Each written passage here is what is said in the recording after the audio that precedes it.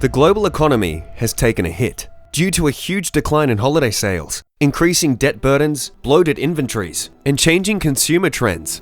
A number of businesses are facing the risk of failure in early 2023. These factors have prompted several retail giants like CVS, Rite Aid, Family Dollar, Best Buy, and others to make the tough decision to shutter their stores as a cost-saving measure during this economic downturn.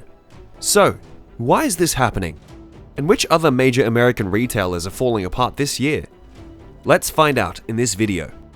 A recent survey has revealed that more than 3/4 of US retailers are planning to increase prices due to supply chain distributions and inflation, which are affecting their efforts to stabilize their financial position amidst worsening economic conditions. Industry experts are anticipating a fresh wave of store closures and bankruptcies, making 2023 a pivotal year for the brick-and-mortar retail sector. Never before have we witnessed such a rapid disappearance of stores. From January 2020 to December 2022, nearly 10,220 retail establishments permanently closed their doors, marking one of the harshest periods the industry has faced since the 2008 financial crisis. Even before the pandemic, challenges such as mounting real estate debt and the proliferation of large e-commerce platforms offering one-click convenience were already causing turbulence in the retail sector. In 2022, the cost of living crisis, affecting millions of Americans, resulted in a slowdown in sales and a resurgence of value as a key purchasing consideration. Even affluent families turned to Walmart and Aldi for cost-saving solutions. In an effort to restore profitability, many well-known brands resorted to layoffs and store closures, particularly in locations experiencing a significant drop in foot traffic. According to Yahoo estimates, several industry leaders may not make it through 2023. One such example is Bed Bath & Beyond, which may close its doors early next year. As reported by USA Today, the corporation reportedly plans to reduce its workforce by 20% to save $250 million in the current fiscal year. Likewise, Best Buy is actively addressing these challenges. The retailer eliminated 5,000 jobs and closed 60 underperforming stores in 2021. Just last month, it announced plans to shutter an additional 20 locations this winter, citing weak holiday results that affected profit margins. CVS also took drastic measures by closing 46 stores in 2019, followed by 300 more from the second quarter of 2021 through the third quarter of 2022, with plans to close 900 more over the next 2 years. This decision came after experiencing 10 consecutive quarters of declining store visits, with plans to close 900 more over the next 2 years. By the way, here's a quick and friendly reminder that you can show your support by giving us a thumbs up and subscribing to our channel to remain up to speed on our future work. Coming back to the topic, Neil Saunders, the managing director of Global Statistics, attributes CVS's high store closure rate to its own negligence, stating that they had long neglected their stores, rendering them irrelevant. He notes that CVS's retail outlets need more updated lighting, lackluster interiors, disorganized merchandising, and inadequate product offerings. They failed to attract customers beyond mere necessity. Another retailer possibly facing closure is Party City. Research from Retail Dive indicates that the Party Supply store struggled last year due to its high operating costs and helium shortages. Last month, Party City announced plans to eliminate 19% of its corporate positions, aiming to save $30 million. The company's stock price, which began the year at $7.01, has plummeted to just 91 cents, underscoring its dire financial situation. Rite Aid too is on the brink of closure in 2023, lagging behind its competitors. The company is grappling with a staggering $3 billion in debt and an anticipated annual loss exceeding $200 million. Rising debt interest rates are putting further strain on its financial health, with approximately 50% of the chain's debt subject to floating interest rates, meaning that when the Federal Reserve raises rates, borrowing costs surge. In response, executives are forecasting an additional 145 store closures this winter as part of efforts to improve cash flow and reduce debt. Another brand experiencing a downturn is Tuesday Morning. Over the past 2 quarters, the off-price home decor company, which emerged from bankruptcy in January 2021, has witnessed an alarming 8% monthly sales decline, resulting in an operational loss of $26.9 million and a net loss of $28.1 million.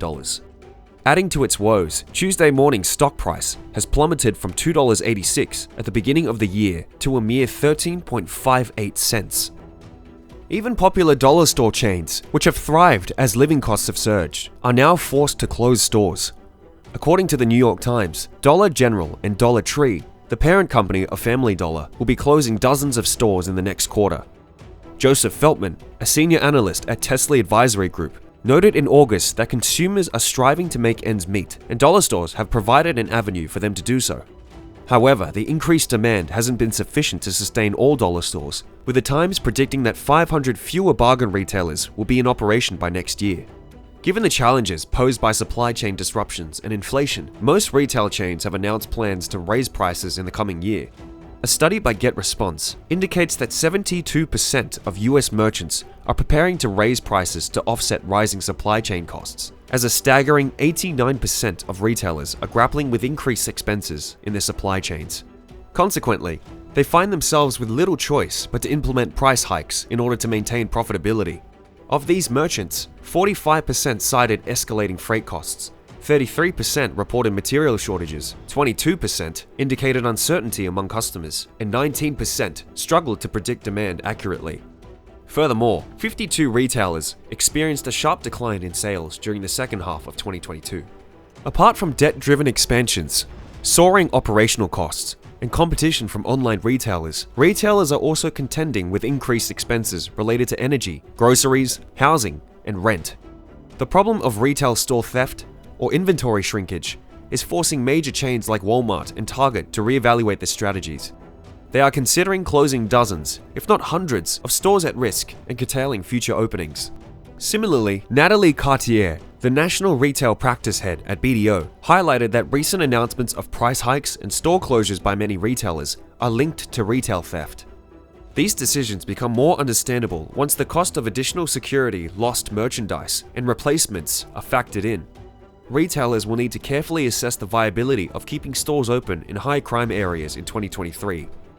With rising prices and overstocked inventories expected to dampen demand for specific goods during a recession, experts foresee a surge in distressed retailers early in 2023.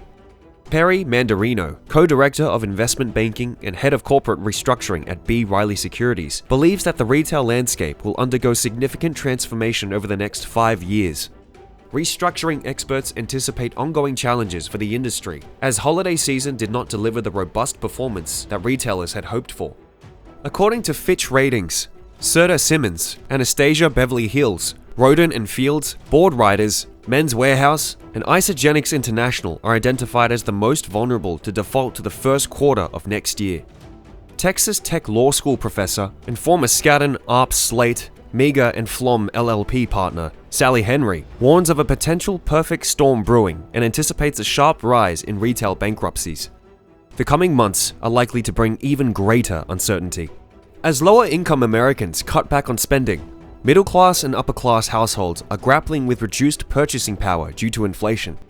Kate Cole, President Chief Operating Officer of Focus Brands, the parent company of Cinnabon and Auntie Anne's, believes that the impending wave of bankruptcies and store closures will harm shopping malls. This tragedy is likely to accelerate the demise of many malls. Retail closing tracker CoStar Research initially predicted that 25% of America's malls would close in the next 2 or 3 years, but this figure could escalate to 50% if the retail sector fails to stem the bleeding. In an interview, Deborah Weinswig emphasized that this situation will fundamentally alter the American landscape, as even malls that weathered the digital retail age are now facing significant challenges. Surprisingly enough, CoStar reports that over 1.2 billion square feet of retail space have been vacated, a stark contrast to the 114 million square feet of vacant real estate in 2019. The Federal Reserve's plan to increase interest rates throughout 2023 is adding fuel to the fire.